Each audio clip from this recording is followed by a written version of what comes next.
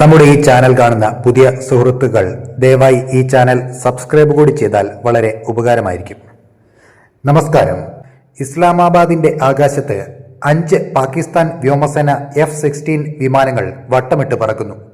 ഇതിന് താഴെ American vice president JD Vance ഉൾപ്പെടുന്ന ഉന്നതതല പ്രതിനിധി സംഘത്തിന്റെ വിമാനം ലാൻഡ് ചെയ്യുന്നു. ഇത് കേവലം ഒരു ഔദ്യോഗിക ബഹുമതിയല്ല, മറിച്ച് ലോകം ഇതുവരെ കണ്ടിട്ടില്ലാത്ത അത്രയും വലിയ സുരക്ഷാ ഭീഷണികൾക്കിടയിൽ നടക്കുന്ന ഒരു ഹൈ റിസ്ക് നയതന്ത്ര നീക്കമാണ്. അമേരിക്കയും ഇറാനും തമ്മിലുള്ള യുദ്ധ സാഹചര്യം ഒഴിവാക്കാൻ പാകിസ്ഥാൻ ആതിഥേയത്വം വഹിക്കുന്ന ഈ ചർച്ചകൾ ഒരു കനൽക്കട്ടയ്ക്ക് മുകളിലൂടെയുള്ള നടത്തം പോലെയാണ്. എന്തുകൊണ്ടാണ് അമേരിക്കൻ പ്രതിനിധികൾ പാകിസ്ഥാനിലെത്താൻ ഇത്രയധികം മടിച്ചത്? സാഹചര്യം ലളിതമല്ല. 2026 മാർച്ചിൽ ഇറാൻ പരമോന്നത നേതാവ് ആയത്തുള്ള അലി ഖമേനിയുടെ വധത്തെ തുടർന്ന് പാകിസ്ഥാനിൽ ശക്തമായ അമേരിക്കൻ വിരുദ്ധ വികാരം നിലനിൽക്കുന്നുണ്ട്. കറാച്ചിയിലെ അമേരിക്കൻ കോൺസുലേറ്റിന് നേരെ നടന്ന ആക്രമണങ്ങളും അതിനെ തുടർന്നുണ്ടായ വെടിവെപ്പിൽ നിരവധി പ്രതിഷേധക്കാർ കൊല്ലപ്പെട്ടതും പാകിസ്ഥാനിലെ ജനങ്ങൾക്കിടയിൽ വലിയ അമർഷമുണ്ടാക്കിയിട്ടുണ്ട്. ഈ ഒരു പശ്ചാത്തലത്തിൽ ഒരു അമേരിക്കൻ നേതാവ് പാകിസ്ഥാൻ മണ്ണിൽ ഇറങ്ങുക എന്നത് വലിയ സുരക്ഷാ വെല്ലുവിളിയാണ്. അമേരിക്കൻ വിമാനത്തെ പാക് അതിർത്തി മുതൽ ചർച്ചാവേദി വരെ 5 F-16 വിമാനങ്ങൾ അകമ്പടി സേവിച്ചത് വെറുതെയല്ല. ഇറാൻ അനുകൂല ഗ്രൂപ്പുകളിൽ നിന്നോ മറ്റ് ഭീകരവാദ സംഘടനകളിൽ നിന്നോ ഉള്ള ഡ്രോൺ ആക്രമണങ്ങളോ മിസൈൽ ആക്രമണങ്ങളോ തടയുകയായിരുന്നു ഇതിന്റെ ലക്ഷ്യം.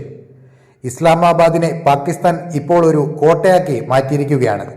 നഗരത്തിന്റെ റെഡ് സോൺ പൂർണ്ണമായും സൈന്യത്തിന്റെ നിയന്ത്രണത്തിലാണ്. ജാമറുകൾ ഘടിപ്പിച്ച വാഹനങ്ങളും കനത്ത ആയുധധാരികളായ കമാൻഡോകളും വിട്ടുമാറാതെ പ്രതിനിധി സംഘത്തിനൊപ്പമുണ്ട്. അമേരിക്കയെ സംബന്ധിച്ചിടത്തോളം പാകിസ്ഥാൻ എപ്പോഴും ഒരു ഇരട്ട മുഖമുള്ള സുഹൃത്താണ്. ഒരു വശത്ത് ചൈനയുടെയും തുർക്കിയുടെയും സഹായത്തോടെ അമേരിക്കയെയും ഇറാനെയും ചർച്ചാമേശയിലേക്ക് എത്തിക്കാൻ പാകിസ്ഥാൻ ശ്രമിക്കുന്നു. മറുവശത്ത് പാകിസ്ഥാനിലെ ആഭ്യന്തര സാഹചര്യം അമേരിക്കൻ വിരുദ്ധതയാൽ തിളച്ചുമറിയുകയാണ്. തങ്ങളുടെ നേതാക്കൾക്ക് പാക് മണ്ണിൽ എന്തെങ്കിലും സംഭവിച്ചാൽ അത് മറ്റൊരു ലോക മഹായുദ്ധത്തിന് കാരണമാകുമെന്ന് അമേരിക്കയ്ക്ക് കൃത്യമായി അറിയാം. അതുകൊണ്ടാണ് പാകിസ്ഥാൻ നൽകുന്ന പരമാവധി സുരക്ഷയ്ക്ക് പുറമെ സ്വന്തം സ്പെഷ്യൽ ഫോഴ്സിനെയും അമേരിക്ക വിന്യസിച്ചിരിക്കുന്നത്. എന്തുകൊണ്ടാണ് ഇത്രയും അപകടം പിടിച്ച യാത്രയ്ക്ക് അമേരിക്ക തയ്യാറായത്? കാരണം ഈ ചർച്ചകൾ പരാജയപ്പെട്ടാൽ അത് മിഡിൽ ഈസ്റ്റിലെ സമാധാനം എന്നേക്കുമായി തകർക്കും. എണ്ണവില കുതിച്ചുയരുന്നതും ആഗോള സമ്പദ്വ്യവസ്ഥ തകരുന്നതും തടയാൻ ഒരു വെടിനിർത്തൽ അനിവാര്യമാണ്. ഈ സമാധാന ചർച്ചകളുടെ വിജയം പാകിസ്ഥാനെ സംബന്ധിച്ചും അഭിമാന പ്രശ്നമാണ്. ഒരു വലിയ നയതന്ത്ര വിജയം കൈവരിക്കാൻ അവർക്ക് അമേരിക്കൻ പ്രതിനിധികളുടെ സുരക്ഷ ഉറപ്പാക്കിയേ തീരൂ.